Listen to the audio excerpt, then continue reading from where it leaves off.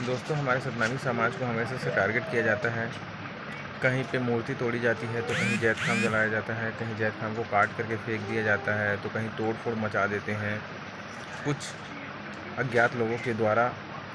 तो ये जो जाति प्रथा है वो बहुत ही गंदी चीज़ है। कुछ लोगों की वजह से सतनामी समाज की भावनाओं को बहुत ठेस पहुंचती है।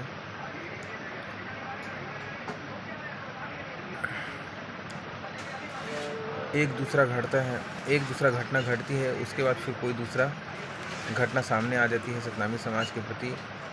तो कहीं पे जैत खाम तोड़ देते हैं, उसको स्थापना करते हैं, फिर से पूर्ण स्थापना करते हैं। पूर्ण स्थापना करने के बाद फिर छत्तीसगढ़ में और कहीं पे सेम उसी तरह की खबरें आ जाती हैं।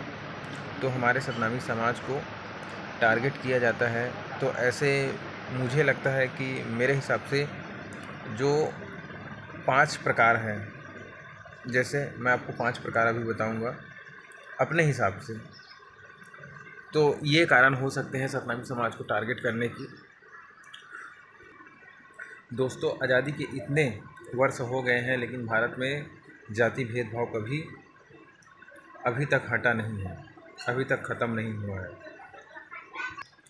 तो पहला है आपका सामाजिक भेदभाव।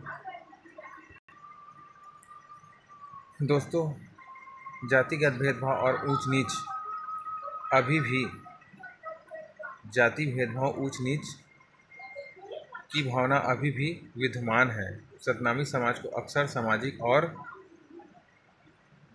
सामाजिक तौर पर इसे दबाने की कोशिश की जाती है। दूसरा आपका कारण है राजनीतिक कारण। सतनामी समाज का राजनीतिक प्रभाव बढ़ता जा रहा है। इस समाज के लोग राजनीतिक तौर पर सक्रिय होते जा रहे हैं, जिससे कुछ समूहों को खतरा लग रहा है। तीसरा कारण है आर्थिक कारण। तो आर्थिक कारण में सतनामी समाज के लोग धीरे धीरे आर्थिक रूप से समृद्ध हो रहे हैं, जिसे कुछ लोग इसे प्रतिस्पर्धा के रूप में देख रहे हैं और इसके खिलाफ विरोध कर सकते हैं। और आपका चौथा कारण है धार्मिक कारण।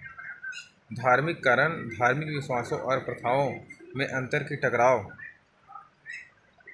का कारण बन सकता है। सतनामी समाज के धार्मिक रीति रिवाज और परंपराएं दूसरों को भिन्न लगती हो, जिसके कारण ये सब हो सकता है। और आपका पांचवा है शिक्षा और जागरूक। सतनामी समाज के लोग शिक्षित और जागरूक हो रहे हैं। वे अपने अधिकारों और सम्मान के लिए आवाज़ उठाते जा रहे हैं हमेशा से।